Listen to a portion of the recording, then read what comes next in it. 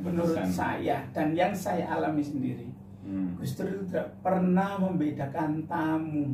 Tidak. Siapapun yang datang ke Gus Dur, kiai, mau orang biasa, mau penipu pun diterima. Penipu pun diterima. Setiap saya mimpi ketemu dengan beliaunya, pasti saya dapat rezeki. Alhamdulillah. Dan rezekinya juga nggak tanggung-tanggung. Udah di luar dugaan saya.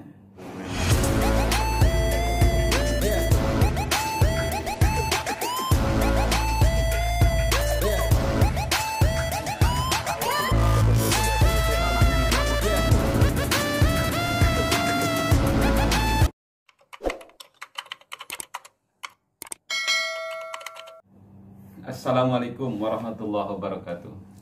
Halo sobat, nah hari ini saya dengan salah seorang yang begitu spesial buat saya dan juga seseorang yang sangat inspiratif nih nanti. Beliau lama mengabdi dengan keluarga Kiai Haji Abdurrahman Wahid di Ciganjur ya. Sekarang kita tanya cerita-cerita inspiratif dari seorang Gus Dur dan keluarganya bagaimana.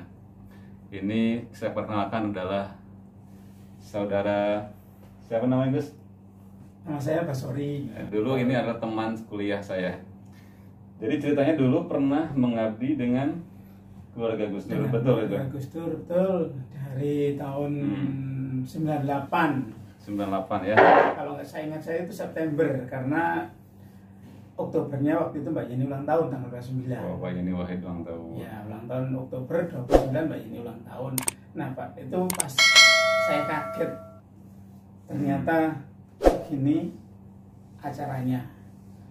Sekelas Mbak Yeni sangat sederhana ketika merayakan ulang tahun. Oh, jadi kagetnya itu karena sederhananya gitu ya? Sederhanaannya oh, itu. Seseorang yang tokoh Bukan nasional, tapi kok sangat sederhana sekali gitu ya? Itu berkesan sekali gitu ya. Jadi kalau dihitung-hitung mengabdi dengan Gus Dur itu berapa lama jadinya? Sekitar 9 tahun kurang lebih. Saya masuk Ciganjur itu tahun 98 bulan September kalau nggak salah. Terus saya keluar Ciganjur akhir 2007. 2007 berarti Gus Dur meninggal kan 2007 juga. 2009. Oh, jadi ketika Gus Dur wafat, jenengan sudah mengundurkan diri karena waktu itu saya sudah selesai kuliah dan ya atas saran-saran beliau saya juga harus bisa mandiri. Baik, ya mandiri ya. Ini cerita sedikit nih pengalaman mengabdi dengan Gus Dur nih. Kira-kira apa yang begitu berkesan dengan pribadi jenengan? Yang paling berkesan menurut saya dan yang saya alami sendiri, Gus Dur itu tidak pernah membedakan tamu. Tidak pernah membedakan tamu. Siapapun yang datang ke Gus Dur, kiai, mau orang biasa, mau penipu pun diterima. Penipu pun diterima. Kenapa saya bilang penipu? Karena orang itu pura-pura sakit, Gus Dur minta uang. Oh, ada ya, itu ya? Dikasih, ada. Padahal dikasih. Beliau juga tahu bahwa itu Gus Dur juga tahu kalau itu orang yang menipu. Tapi kan tugas Gus Dur katanya beliau itu tugas saya ngasih, urusan dia mau menipu bukan urusan sama saya, udah sama yang berkuasa. Iya. Jadi itu pelajaran buat kita ya. Jadi kalau ada yang sama meminta-minta, siapapun kalau emang dia mau pengen ketemu, ya monggo. Jadi itu pelajaran ya, tidak boleh. Itu yang di rumah Gus Dur. Kalau di luar saya nggak tahu karena saya tugasnya di kediaman Ciganjur. Waktu Gus Dur jadi presiden juga sudah mengabdi kan ya? Sudah, sebelum jadi presiden malahan saya. Betul. Berarti ketika masa-masa waktu transisi Gus Dur dilengsarkan tuh gimana tuh suasana di keluarga itu dulu, Gus?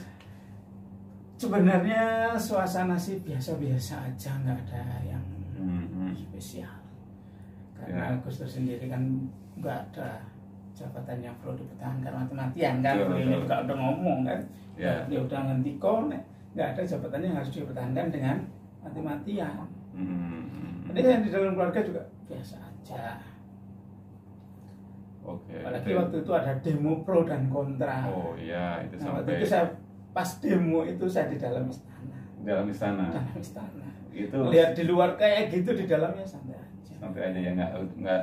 Tapi beliau Gus Dur lebih baik mengundurkan diri dibandingkan dengan harus mempertahankan jabatan itu. Mempertahankan karena apa? Karena Gus Dur sayang dengan rakyatnya. Oh iya. Andai kan Gus Dur bilang pertahankan, oh Jawa Timur siap, udah cap darah semuanya. Banser siap turun juga Banser ya. siap mati semua. Oke. Iya. Tapi karena Gus Dur itu memanusiakan manusia sangat tinggi. Jadi 2007 akhir dari keluar dari Ciganjur ya, kembali ke Jombang.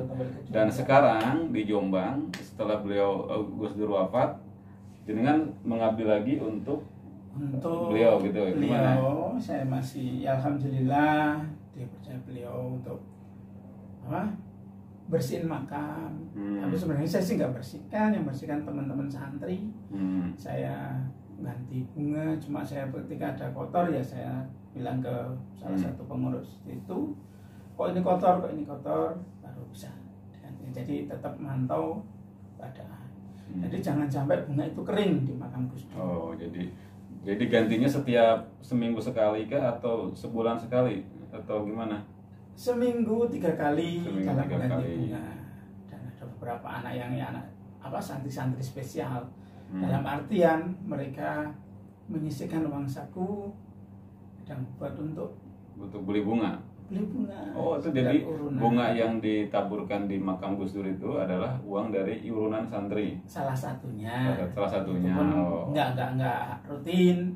Tapi kalau yang rutin dari Ciganjur ya, dari LSPT ya.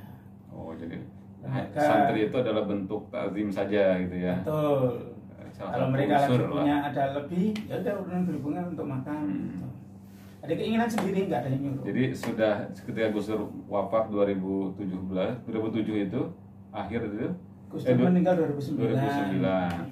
Jenengan langsung dipercaya untuk merawat makam Gus Dur. Bukan dipercaya untuk merawat makam Gus Dur, artinya saya dipercaya untuk ketika ada tamu yang perlu bantuan, harus ada rekom dari Ciganjur. Kalau Ciganjur nggak ngerekom, saya nggak berani. Jadi kalau ada tamu dari Jakarta atau dari manapun yang ingin berziarah ke makam Gus Dur, jadi itu terus jenengan yang saya disuruh untuk membantu beliau-beliaunya. Termasuk kalaupun mau masuk ke area makam itu, area keluarga, berarti itu jenengan yang membukakan kunci gitu ya. Betul. Sedang sama Gus Aing itu.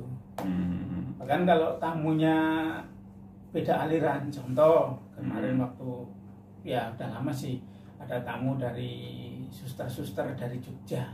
Oh, juga beda agama ya. Betul. Ya.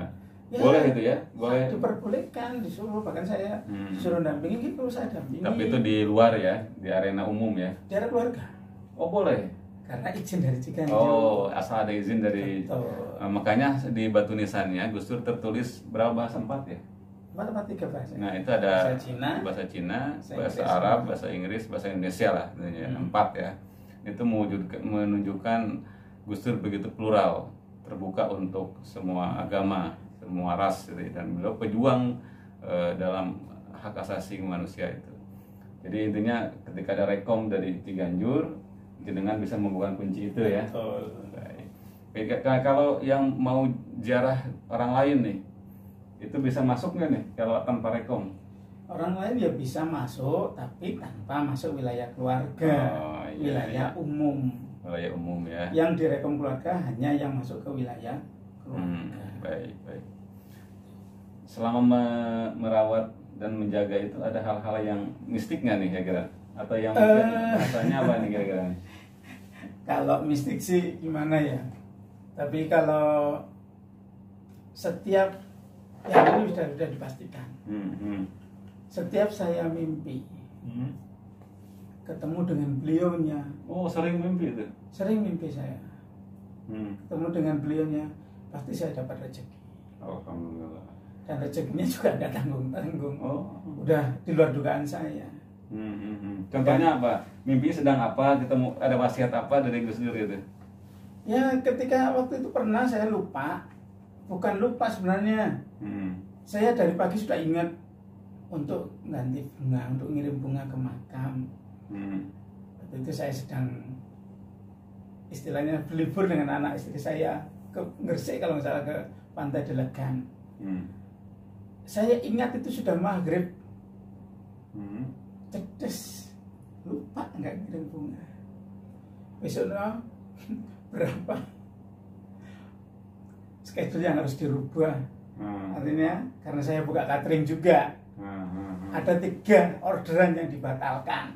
Oh, 3 orderan kalau sedikit sih nggak masalah. Ini 1.500 bungkus di cancel. Yang satunya tumpeng 18 tumpeng di cancel. Hari itu pas. Itu wasilahnya karena jadwal menabur mengganti Gus Dur lupa gitu ya.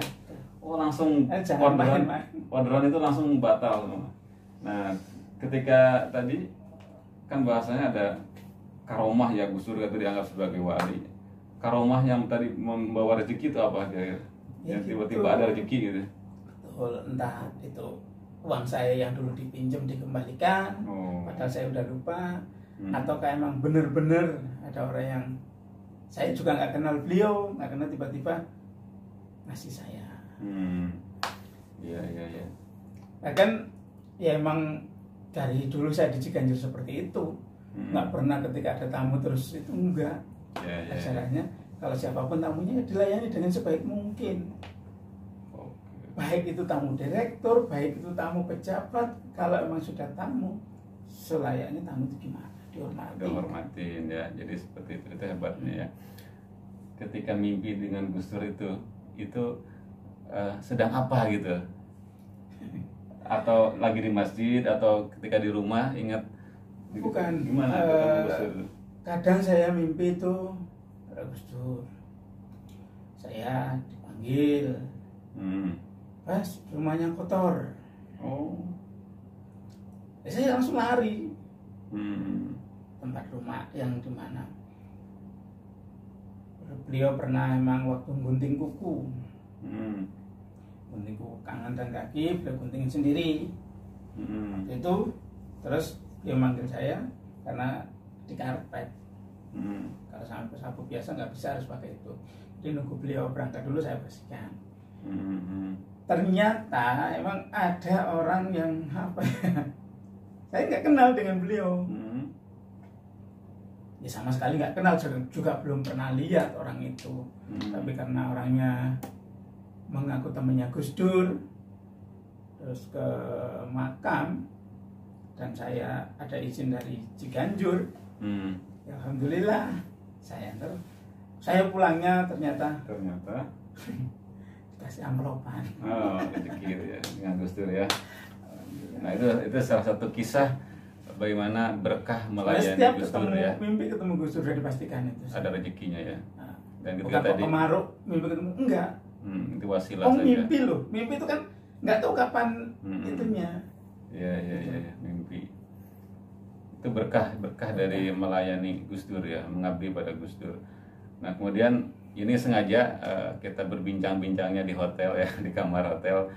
Karena posisinya ini sedang dikunjungi, ini luar biasa. Setelah ini insya Allah nanti malam Jumat kita akan datang ke Tebu Ireng, ke makam Gus Dur untuk sekalian tabur bunga dan mengganti itu ya, jadwal mengganti bunga supaya tetap segar bunga di itu. Jadi sekarang adalah pembukaan, nanti malam insya Allah kita ke Tebu Ireng untuk ke makam Gus Dur untuk bertawasul juga dengan kakek beliau ya, dengan orang tua beliau dan keluarganya. Sebagai yang telah lama mengabdi dengan Gus Dur, kisah apa yang bisa di-share ke teman-teman ini yang lain? Kalau kisahnya sebenarnya banyak yang berkesan tentang yang perlu disuri teladani. Itu jangan sekali-kali membedakan manusia. Walaupun dia beragama apa, beraliran apa, kalau dia perlu pertolongan, ya kita harus tolong. Cobalah dilihat dari sisi manusianya, dia sama-sama manusia dengan kita kok. Dia perlu pertolongan, kenapa harus kita itu? Dan itu, jangan sekali-kali benci lah. Ya, dan itu yang saya rasakan sekarang ketika datang ke Jombang, saya diperlakukan begitu luar biasa oleh ini dengan Pak Basori ini, luar biasa. Jadi nanti teman-teman kalau yang mau ziarah ke Gus Dur, diantaranya pintunya adalah ini. Pintunya tetap di Tebu Ireng. Iya, di Tebu Ireng, tapi ini yang membukakan pintu kunci makam Gus Dur adalah beliau nih. ACC Ciganjur ya. Iya, ACC Ciganjur jangan coba kalau nggak ada ACC. Iya. Ya, tapi mudah-mudahan ini menginspiratif. Kita akan ngobrol lagi nanti. Sampai ketemu lagi nanti, insya Allah setelah ini akan ke Cigai, akan ke Tebu Ireng ya. Oke Gus. Siap. Oke Bos, terima kasih banyak. Sama-sama. Sampai ketemu lagi, ini teman lama, berkah ketemu dengan beliau. Mudah-mudahan saya juga belajar untuk tadi bagaimana mengayomi semua manusia itu sama saja itu. Hakikatnya di depan Allah adalah sama kecuali ketakwaannya. Oke. Buat semua penonton video ini, tolong subscribe ya. Buat Ilman Network. Siap. Mantap. Ya, salah satu teman saya yang otaknya di luar batas. Kemampuan otaknya berpikir di luar batas. Oh, gitu. Makanya dia jadi orang, saya mesti jadi seperti ini. Ya udah, terima kasih banyak ya. Terima kasih banyak. Assalamualaikum warahmatullahi wabarakatuh. Astaghfirullah Rabbal baraya. Astaghfirullah minal khataya.